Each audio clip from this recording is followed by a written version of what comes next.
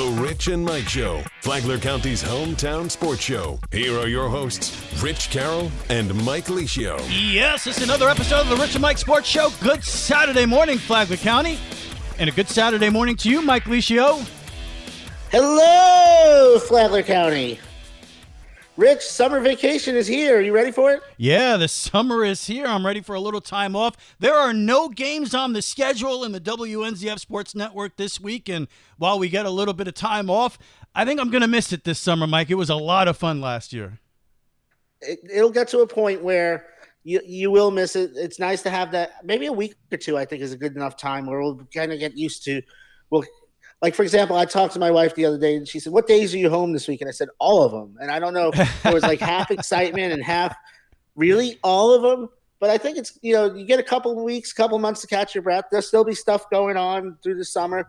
But, yeah, it was a great year, and we've earned some rest. And while we were earning some rest, there were some people earning awards, as we had see in the Daytona Beach News Journal this past couple of weeks. Oh, yeah. So, News Journal helping put a bow on the 2024-2025 season. Our broadcast season is over officially. Last week was a big week for us to end with the FPC awards ceremony, which was tremendous to be a part of. Great job by Coach Drabzik and FPC helping us get set up there and letting us be a part of what was really just a moment, I think, for a lot of the student athletes over there at FPC, a moment that they're going to remember for the rest of their lives. And now, if they want to remember it, they could always go back to the Flagler Radio YouTube channel and check it out and remember that day. But it was really cool to be a part of that. And then we ended the week, Mike, with what was a pretty exciting spring game for the Matanzas Pirates. They go out there and get a victory, and it was not without controversy, obviously.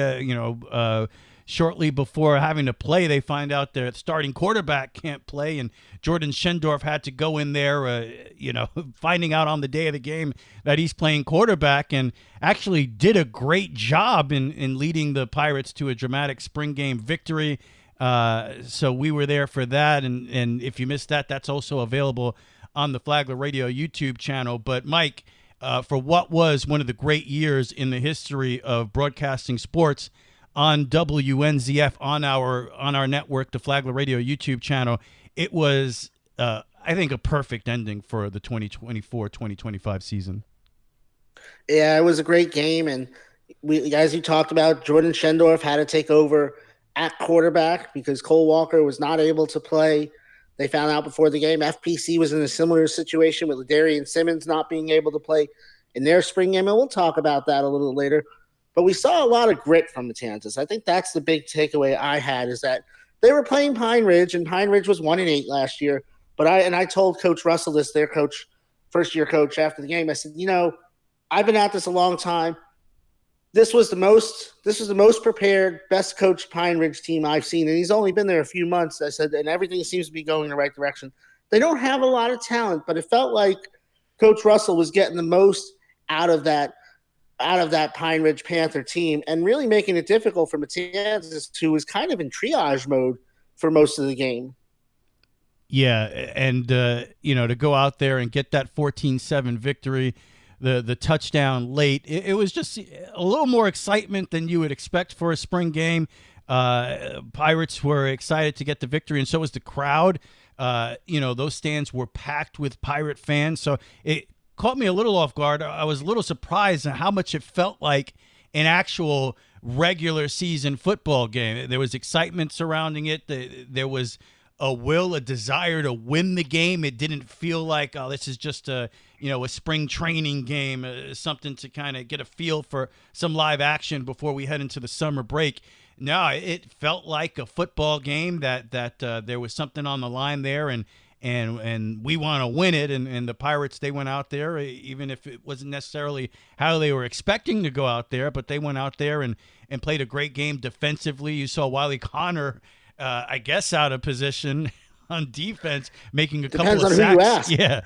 Yeah, getting a couple of sacks late in that game to secure the victory, looking every bit the part on defense, making big plays. So you saw a lot of guys step up, maybe doing things that you're not used to seeing them do, but do it effectively, and the Pirates can go into the summer feeling really good about themselves.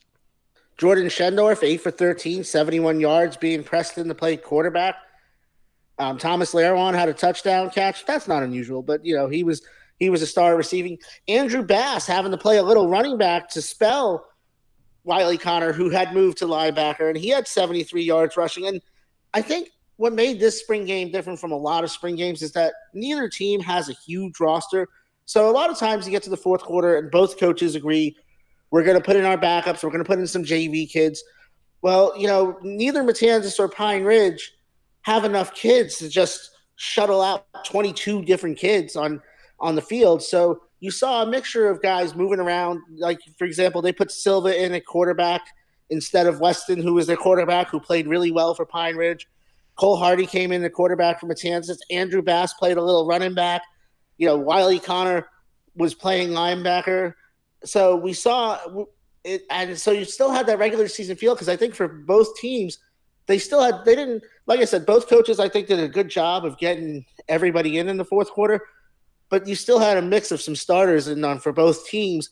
And again, not deliberately, some coaches will leave their starters in because now they want to get some cheap points. In this case, I think both teams just really, and I think it will serve them well later in the season that these guys got reps in the spring game at different positions in some high leverage moments, because those last two drives, that was a regular season drive. Those were both, like you said, both two teams trying to win the game, and I thought both teams executed really well under the circumstances as well. And sometimes these extraordinary circumstances that just pop up, and we're going to talk. We'll talk about Game 6 later on tonight. If you listen to the show, me and Mike, we're both big Knicks fans, and Knicks play a Game 6, which is a near impossible game to win at Indiana, down 3-2. But we'll talk about that in a little bit. But I think you look at that series, and Thibodeau has figured out something about his team because he had to, right? They're in foul trouble. Karl Anthony Towns is in foul trouble. Jalen Brunson in foul trouble every single game.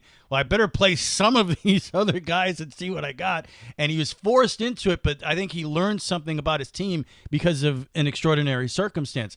Similar, I think, with the Pirates, when you get a curveball thrown at you and you got to do things that you weren't expected to do, sometimes when you have to do that, you learn more about your team. You learn, hey, you know what? Maybe Jordan Schendorf could play a little quarterback. We're good in the backup situation there. Maybe Wiley Connor can play linebacker. This is something we weren't thinking about. So you learn when you're faced with an extraordinary circumstance, something that you're not expecting. Often you can learn something about your team, and it helps you in the long run. KJ Roberts moved over and played center. I found that out after the game, that KJ Roberts played center because their starting center was unable to go as well. And, there's a guy who's been an outside lineman playing guard and tackle most of his career. He moved in and played center, and I don't remember there being any bad snaps. There might have been. I don't remember every snap of the game, but it felt like he did a really good job there. So, yeah, Matanzas learned a lot about themselves, and I think that will serve them well. LaDarian Baker, only one catch in the game, but, he had some catches he had a great catch that I think the pass was out of bounds. But, you got him on both sides, and now you got, like you said, you find new places for players, and I think we saw Matanzas. I think I knew what I wanted to say. I lost my train of thought here. Matanzas held them to 2 of 11 on third down. Now, they were able to get off the field, even, with guys playing out of position. They were able to get off the field, and we've seen Matanzas play that kind of tough defense these last few years. Matt Forrest came in, and he was an air raid guy, and they're just going to outscore teams. And we've seen that by and large the last couple of years, when they win games, they win with defense. But I think that'll change a little bit when we get to the regular season and we have the full complement of the Matanzas offense, because you're going to have Bass and Baker. You're going to have Schendorf and Lairwan. So you have 4 really good receivers. You have a really good running back in Wiley Connor. The offensive line has gotten better and better each year these last few years. I think you're going to see this Matanzas team right the ship, as far as, no pun intended, right the ship as far as one of the things they struggled with last year which was scoring points. And they did struggle to score points in the spring game as well. But I do think that is coming to an end. Yeah, we know Coach Forrest. He came in as the air raid head coach, and we know how he wants to play football. But over the years, he has also proven that he's the type of coach that can adjust to the talent that he has on the roster and put his players in a position to win. Even if it's not necessarily how he wants to play, he will adjust to the talent and give his team the best chance they have at winning. We've seen that over the years from Coach Forrest. We'll, of course, get the 2025-2026 WNZF broadcast schedule on the Flagler Radio YouTube channel, on the radio, going on August 22nd when we got FPC at the Ship for the Potato Bowl. That's going to be incredible. So we're looking forward to that in about 3 months. But, man, it was fun to get out there and watch football again and call that game. And if you miss it, it's right there on the Flagler Radio YouTube channel. Please subscribe to the Flagler Radio YouTube channel if you have not already. We also did the FPC award show, athletic award show last week. I believe Nina Borgman and Kobe Kronk were athletes of the year, Mike. Yep. So we did have Kronk come on with us via phone interview during the broadcast, so you can check that out as well on the Flagler Radio YouTube channel. And Mike, there were other award winners with the Daytona News Journal and what was going on there. Yeah, they've been releasing all area teams fast and furious, and so I'll be going through them a little by little as we go through the sports, because there's so many. I could probably spend the rest of the show talking about it, but we'll start with football since that's where we are. For the all offense, no surprise, there are a lot of FPC Bulldogs on there. Hayden Hayes threw for over 3,000 yards. Marcus Mitchell ran for 1,700. Mikhail Isaac had a 1,000-yard receiving season. Roman Caliendo had 46 catches. Braylon Simmons had 15 touchdowns. So no surprise that those guys were first-team all-offense. They were joined by Gethin Pritchard and Isaiah Stiggins, two offensive linemen who cleared a lot of holes and gave a lot of clean pockets for Hayden Hayes to work and make those plays. And then on the Matanzas side, Ladarian Baker was on second-team offense, and I thought Ladarian Baker was good enough to be second-team, at least second-team all-defense as well. But, Ladarian Baker, by the way, I'm jumping the gun here because I said we're going to go little by little over the next few weeks. Ladarian Baker was also second-team all-area in basketball because, as I've said, I think he is the best all-around athlete at Matanzas High School. Yeah, we saw him do great things on the basketball team, a team that went on an amazing run second half of the season last year. You just really marveled at what they were able to accomplish over there on the hardwood with the basketball team. And we see Baker doing great things with the football team. So I'd have to agree. In all of Flagler County, one of the best athletes we've seen. Also a triple jump champion in the district. So a lot to be said about Ladarian Baker. A lot of great athletes. And then on the defensive side, two guys didn't surprise me. And one, I wouldn't say I was surprised. I was just glad that somebody else noticed. So the two that didn't surprise me, Colby Kronk with over 20 sacks this year. Obviously, Colby Kronk was going to be first team all defense, and I think he has a good chance to win the Defensive Player of the Year. Lucas Sahara was second in Class 7A in interceptions this year. How could you keep him off the team? But Malik Joseph getting recognized as first team all defense. I thought that was I got to tip my hat to the News Journal, and I'm going to untip that hat very shortly, by the way. But I really thought I was really impressed that they saw what we saw in Malik Joseph, who was a guy who didn't have like huge numbers per se, but man, when he might make 3 or 4 tackles in the game, but they usually came in big spots when they needed a play. So congratulations to those three. On the second team, you had Stacy Mitchell, Jackson Satterfield from Matanzas, Zayden Green and Jesse Shirley, Carson Cato and Tegan Paulo, and then, of course, R.J. Watson, who is a great athlete in his own right, had a great basketball season and also was on the track team, making the second team. But, Rich, how about Malik Joseph joining Colby Kronk and Lucas Sahara on that first team defense? I mean, those are some great names to be a part of, and it just shows that all of that hard work, everything that they've gone through here, it's an amazing accomplishment to be mentioned in the same sentence as those other athletes. And, it's you're just proud of those guys, and congratulations.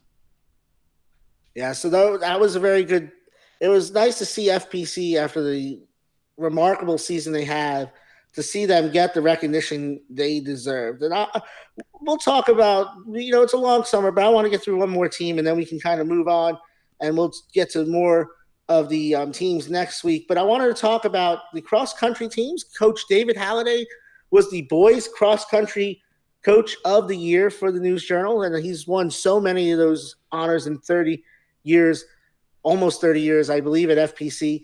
Jevin Luna, Owen Stackpole, Brant Tarsitano, Braden Warmack all made first team for FPC. Blaine Vogel from Matanzas, another guy who was a really good football player for them. Blaine Vogel from Matanzas made the team, and then they also had three guys on the second team as well: Ryan Gilveri, Evan Johnson, Aiden Peterson, and Mateo Almeida, four for FPC. So David Halliday had a great team on the boys' side, and congrats to those guys as well. But let me tell you about the girls' team. David Halliday, yes, he was honored on the boys' side. I think he got snubbed by the News Journal on the girls' side. And you may say, okay, well, he already won on the boys' side. Why is it a big deal that he got snubbed? Let me tell you why, Rich. If you don't know at home, and Rich, you may not know this as well, in a cross-country race, I believe you do know this, you can have as many runners as you want, but only the first 5 count towards your score. FPC had 7 girls on the first team. 7. Peyton Sarasi, Cassidy DeYoung, Anna Gregoric, Madison Lagarde, Taylor Novak, Ariana Slaughter, Bella Tarsitano. They had 7 girls on. 2 girls whose scores didn't count most of the year were among the best in the area. They had 7 of the 12 spots on the team. Also, Sarah Van Buren from Matanzas made the team. And then they had 2 more in Audrey Bowman and Juliana Mills on the second team, along with Lupita Galliano from Matanzas. How do you have 9 players make first or second team in a sport where only 5 count and not end up coach of the year? I know I'm nitpicking, but I just feel like David Halliday was robbed there, and I know he's probably got a room full of coach of the year trophies with all the success he's had and all the championships they've won, but still felt like he got cheated a little bit. Yeah, and I'm sure anybody would love to have the recognition, but I'm sure in his mind, in Coach's mind, he's thinking he's just happy with the success of his athletes, and you marvel at that, and you appreciate what they're able to do, and what you were able to do to put them in a position to be successful. So while it's nice to be recognized, I'm sure he's pleased that his athletes are having the success that they're having. That's pretty much what he told me when I talked to him about it the other night. But I said, I'm still going to whine about it. So, and I'm sure he's glad somebody has to, right? Peyton Sarasi, by the way, only a freshman. I believe she is transferred to Matanzas, but she is somebody who I believe in her 4 years in high school in this county will win a state championship at some point. I don't think she'll win runner of the year. I think the Roy twins at Spruce Creek, whether it's going to be Mackenzie or Ariana, the 2 runners there are going to win. One of them's going to win. I believe Mackenzie was the state champion and her sister was 2nd or 3rd. I think Mackenzie's probably going to win cross-country runner of the year. It's hard to go against the state champion, but look out. I'm going to say that name a lot over the next couple of years, Peyton Sarasi. And so we have more to do. We'll talk about some of these guys and girls next week, as there'll be more coming in. Volleyball's already come in. Bowling's coming. Golf. I know the basketball teams were released today. So we'll get to more of them, and we'll also have some more of them on the morning sports. So make sure you're listening Mondays and Fridays to that as well. Yep. And again, all of the action from the 2024-2025 season covered on the WNZF Sports Network is available now on the Flagler Radio YouTube channel. All right, Mike. Well, it is a big day for us Knick fans. We got Game 6 coming up tonight in Indiana. Hey, we got Yankees playing Dodgers this weekend. Man, what a great weekend to be a sports fan. We're going to talk about it after this. Thank you so much for recommending us to your family and friends. When you need a 30, 60, or 90-minute massage, it's real easy to book your appointment online. MassageByNatalie.org. MassageByNatalie.org. Well, Mike, I don't know if this is how we expected the series to go. New York Knicks, Indiana Pacers, all the history, including a Game 7 loss at the Garden last year for the Knicks against the Pacers. And here we are facing a Game 6 in a series where the Knicks are down 3-2. And I'll start the conversation just with this. Every time we're faced with this, I say this because this is kind of my own personal theory. And I think if you go out and you look at all of the statistics, this bears out. I believe in sports, mainly the sports with the 7-game series, whether it's hockey, basketball, baseball, MLB, NBA, NHL, I believe the hardest game to win in sports is Game 6 on the road down 3-2. It's not impossible. We've seen teams win this game, but in my experience watching sports over the years, more often than not, you lose that game on the road down 3-2. It's just look at it. Usually the road team down 3-2 loses that game. So I'm going into this feeling like this is an all but impossible game for the Knicks to win. However, this is not a normal Knicks team. We've seen how well they've played on the road during the postseason here as opposed to how they've played at home. So it's definitely not over, but it's been a weird series because you can look at it as a Knicks fan and say Knicks should be up in this series 3-2. A historic loss in game 1 where they had a 14-point lead with about 2:40 left. I mean, we're all celebrating already at that point, and they blew that game. Nesmith can't miss a three. That entire sequence, I think it was 7 in a row, something he hit. So, and Pacers go on to win game 1. I see, and it's amazing. I was talking about this before. It's almost watching this series, and it may be too late. As I said, I don't expect the Knicks to win tonight, but it's almost as if this Knicks team is learning things about themselves in this series. That's how they've been pushed. Because I look at that game 3 that the Knicks won, and they went on that run in the fourth quarter with Jalen Brunson on the bench and with Karl Anthony Towns going nuts in that fourth quarter. Brunson comes in late in the fourth quarter, and what really drove me crazy was that when he came in, Karl Anthony Towns did not see the ball again. And then they almost blew the game again, but they pulled out game 3. And it just drives me crazy as a person who loves to watch a great point guard play. One of my favorite players of all time to watch was Jason Kidd. And I can tell you, if J. Kidd was point guard in that game, Karl Anthony Towns is touching the ball every single possession at the end of the game the way he was going. But Brunson came back in the game. Towns did. I think he had one touch the final 3 minutes of that game, which to me, and then they almost blew it. And to me, it's unacceptable. If you're a point guard, you recognize who has the hot hand. And think about watching these games. How often do you see the ball go from Brunson to Towns to set him up in the post? They don't play that way. If Brunson's out there, it's dribble, screen, and he usually goes away from Towns. So that's something philosophically they're going to have to figure out. Now, you saw a change in that game at the Garden in game 5, where there was more of an effort for them to kind of play together. And obviously the big story coming out of everything, because Towns and Brunson are in foul trouble every single game because they're such terrible defenders. Now, all of a sudden, Thibodeau has finally made the adjustment of going to his bench more. You're seeing Landry Shamet come in the game. You're seeing Miles McBride get more minutes. You're seeing DeLon Wright come in. Who is this guy? I never even heard of him. He's playing 10 minutes, and playing big minutes, because what Wright and Shamet have done is when they come in the game, they're keeping that defensive intensity up. You don't have to score 15 points off the bench to be effective. But if you come in and you're able to help your team maintain that defensive intensity throughout, which we did not see in the games that they lost, I think that's huge. And I'm kind of shocked that it took Tibbs this long to make that adjustment, but that's what we're seeing. Is it too late? It probably is. As I said, I look at tonight's game as an impossible game to win. But man, Mike, if they could ever get this back to the Garden for a game 7, it'll be incredible. It certainly would be. And I think it's a big indictment on Tom Thibodeau that Landry Shamet and DeLon Wright have turned this series around, because maybe they put them in early in the series. Maybe they don't blow game one. Maybe they're up 3-2. Maybe they're even up.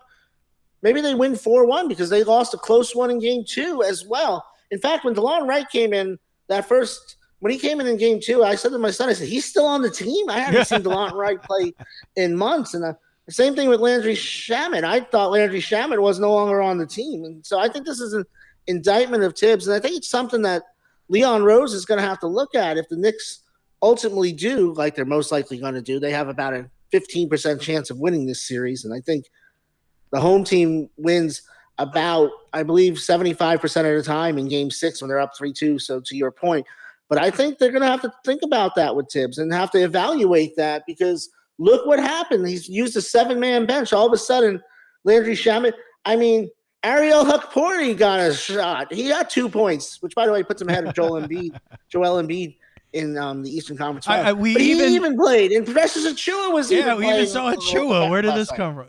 Mike, right. And the lineup, when you have Shamet and Wright out there with Karl Anthony Towns, and you just run the offense through Towns, and Brunson is getting a much longer rest than he's used to, man, what a great lineup that is. Just let Towns go crazy. He's that talented offensively. The Pacers can't stop the guy right now these last couple of games, and you get the starters a rest while leaving Towns out there with these defensive-minded players. That has really worked out. How has it taken Tibbs this long to figure this out? And like I said earlier, sometimes it takes extraordinary circumstances for you to find things out about your teams. It's not like Tibbs just had this, light bulb go off in his head and he just, we need to do this. The only reason this has happened is because of foul trouble. And he's had to adjust. It's forced his hand to use more of the players on this team. And, a guy like Shamet, he's been in the league for a while. He shoots 39% from three. He can knock down a three, and he brings defensive intensity. Right? That's what they've done. They've allowed you to have a guy like Towns on the floor and do what he does because they're keeping up the defensive intensity. And how it's taken Tibbs this long to figure that out, like you said, you're probably going to have to evaluate that during this offseason, because no way should it, these guys should have been seasoned all year long, get them ready for this moment. Instead, it's like, oh, I don't know what to do. We have foul trouble. Let's just throw them in and see what happens. And it worked, So, and McBride should be playing more minutes. He's a great defender, and he can knock down the three. So, Tibbs has been forced into these adjustments. You look at great coaches and you're like, look at that great adjustment he made. That coach knows what he's doing. Tibbs, you feel like he was forced into these adjustments, but it's working out. And the other thing about it is everything has looked so hard this entire playoffs. Even in the games they've won, offensively, things have looked so hard. And all of a sudden, those two guys get in and the offense seems to flow better. Like you said, they're going through Towns. But all of a sudden, this isn't a team that's struggling to make baskets, struggling in the half court. They seem like a more efficient offense. And I think that's the thing I've taken away from these last two games, is that things look a lot easier. Baskets look like they come a lot easier. Now, this is not an indictment on Jalen Brunson. I think what it shows is that Indiana's just not a good matchup for Jalen Brunson. And so Karl Anthony Towns has had to take over. And when they've given him the chance, he's been more than successful. It's just, I just get frustrated thinking about why haven't we done this? Why did it take almost 100 games into the season to figure it out? I don't necessarily think it's a bad matchup for Brunson. Brunson killed the Pacers in Game 5. He had 32 points, 5 rebounds, 5 assists. No, Game 5 where they won. Brunson was incredible in that game. The way he started, I think he had 14 points in the first quarter. So it's not that to me. It's more about being able to use your roster effectively, letting Towns exist in a lineup where he could be the guy, and you do bring in those guys off the bench like Wright and Shamet to bring that defensive intensity, because Towns is a terrible defender, and you're at a disadvantage when you do have Towns and Brunson on the floor at the same time, unless they can figure out how to synchronize on offense and play you don't see Brunson and Towns play together, and it's not Stockton and Malone, but it should be. And maybe they don't have the offensive coaching to really, it seemed like they figured it out a little bit in Game 5. I did see Brunson trying to get Towns the ball when they were out there together at the same time. So maybe, but how they have not figured that out by now as a Knick fan is a little maddening. And and that's coaching, and that'll be evaluated during the offseason, and we'll see what happens. But Game 6 tonight should be incredible. I really hope there's a Game 7. Mike, will there be a Game 7? Last word. No, and I hope I learn to count by then. Let's go Knicks. That's another episode of the Rich and Mike Sports Show. Have a great weekend, Flagler County.